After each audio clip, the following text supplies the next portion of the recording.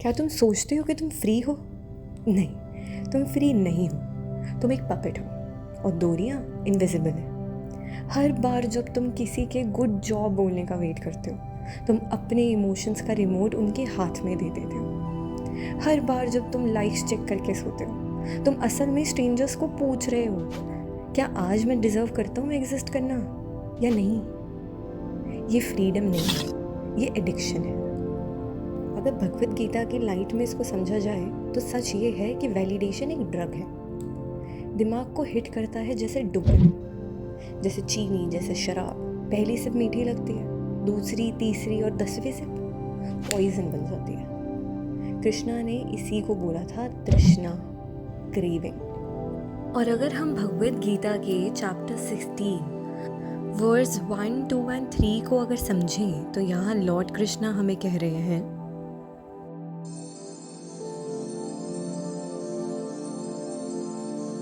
इस वर्स में एक्चुअली में श्री कृष्णा डिफाइन कर रहे हैं कुछ डिवाइन क्वालिटीज़, कुछ डिवाइन नेचर्स, जिसके अंदर इंक्लूडेड है fearlessness, purity, spiritual knowledge, charity, self control, truthfulness, non violence, forgiveness, modesty और बाकी सब। पर इसके अंदर ना एक चीज़ मिसिंग है, एस्पिरेशन फॉर ऑनर, क्योंकि पहचान की भूख असल में गुलामी है। सोचो ज़रा, तुम काम खुशी के लिए नहीं कर रहे, तुम काम कर रहे हो तो तालियों के लिए, सच के लिए नहीं जी रहे, क्लैप्स के लिए जी रहे हो। और पैराडॉक्स ये है, जितना ज़्यादा क्रेव करोगे उतना खोखला फील होगा, क्योंकि ताली बजती है फिर रुक जाती है, कॉम्प्लीमेंट्स आते हैं फिर चले जाते हैं और तुम फिर से ज़ीरो पे आ जाते हो। वैसे साइंस भी ये कंफर्म करता है, सोशल रिजेक्शन तुम्हारे दिमाग की उसी एरिया को एक्टिवेट करता है जो फिजिकल पेन में होता है।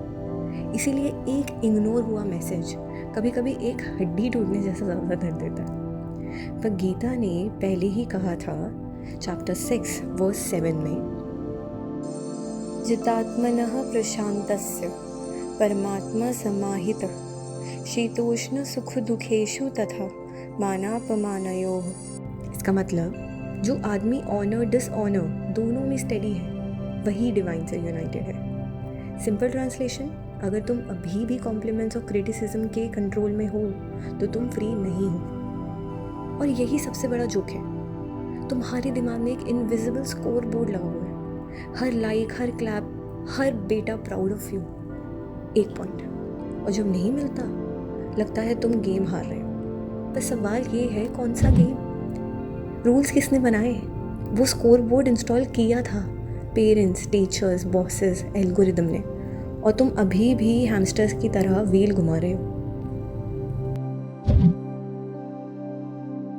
इमेजिन करो, तुम कुछ पोस्ट करते हो, एक इंसान ने बोला अमेजिंग, पर 10 लोगों ने स्क्रॉल कर दिया। क्या याद रहता है? वो साइलेंस। और वही तुम्हारी केज है, जो तुमने खुद बनाई, तुमने लॉक की, तुमने की भी फेंक दी और फिर कंप्लेन कर रहे हो कि तुम ट्रैप्ड हो। गीता के चैप्टर 12 वर्स 15 में लॉर्ड कृष्णा कहते हैं, यस्मानो द्विजते लोको लोकानो द्विजते च यः हर्षाम हर्ष भयोद्वेगे मुक्तो यह सच मे प्रिय। सिंपल मीनिंग, जो दुनिया से डिस्टर्ब नहीं होता और जिसे दुनिया डिस्टर्ब नहीं कर सकती, वही मुझे प्रिय है। ये है फ्रीडम, नहीं कि वो जो लाइक्स का एडिक्ट हो या साइलेंस से टूट जाए।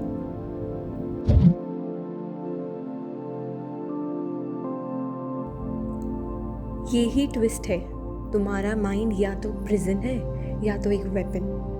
अगर वैलिडेशन क्रेव करोगे तो तुम्हारा माइंड ही तुम्हारे लिए सबसे बड़ा प्रिजन है, पर अगर डिटैचमेंट सीखोगे तो तुम्हारा माइंड वेपन है। और गीता बताती है कि आप अपने दिमाग को एक वेपन की तरह ट्रेन कैसे कर सकते हो इन द फॉलोइंग स्टेप्स। तो step 1, stop renting your mind. Bhagavad Gita chapter 3 verse 39 में श्री कृष्ण कहते हैं, आवृतम ज्ञानमेतेन ज्ञानिनो नित्यवेरिना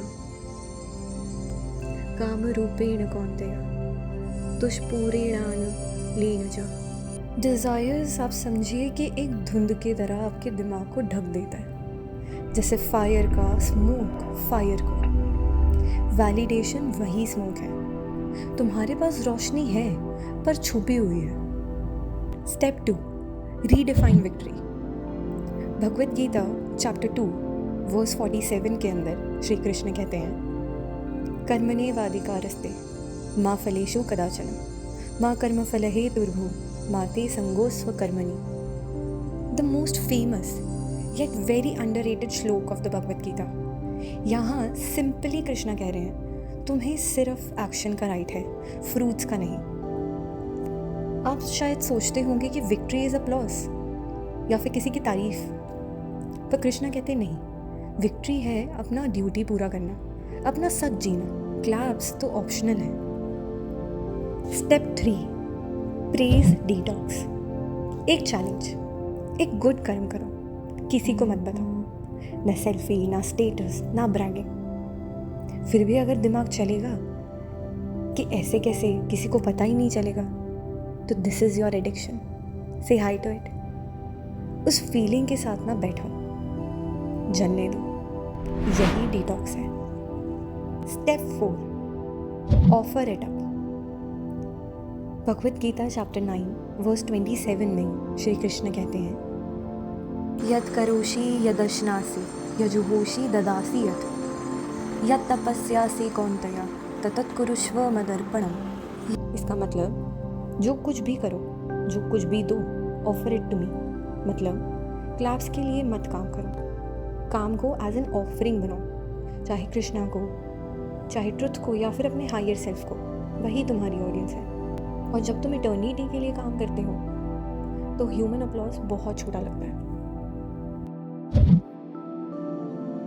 सिंपल सी बात है, फ्रीडम का असली मतलब है अपने माइंड का कंट्रोल अपने हाथ में रखना। और गीता हमें 4 वेज बताती है ये करने के लिए। फर्स्टली, अपने मन को दूसरों की सोच और उनकी बातों से मुक्त कर दो।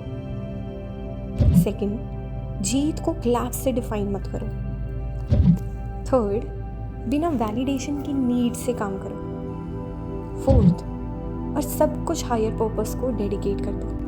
बस ये 4 स्टेप्स तुम्हें असल में फ्रीडम दिला सकते हैं और वैलिडेशन के इस पॉइजन या इस विशियस सर्कल से बाहर निकाल सकते हैं। वैलिडेशन ना शुगर की तरह मीठा, एडिक्टिव पर खोखला। रियल नरिशमेंट स्थित प्रज्ञा, मतलब स्टेडी माइंड। तो मैं फिर से पूछती हूँ, क्या तुम फ्री हो या सिर्फ अपलॉस के लिए भीख मांग रहे हो? गीता का जवाब सिंपल है, तुम्हारी वर्थ कोई लाइक बटन, कमेंट या फिर प्रमोशन नहीं है। तुम्हारी वर्थ है तुम्हारी बीइंग, तुम्हारी सिंसेरिटी, तुम्हारी रोशनी। सूरज को शाइन करने के लिए ताली नहीं चाहिए ना, नदी को बहने के लिए वैलिडेशन तो नहीं चाहिए, और तुम्हें अपनी इनफ होने की परमिशन किसी और से नहीं चाहिए। जेल की बार्स हमेशा पेपर थिन थी, लॉक इमेजिनरी था, दरवाज़ा कभी बंद था ही नहीं। तो जाओ, तुम फ्री हो, अब वैसे जीना शुरू कर दो।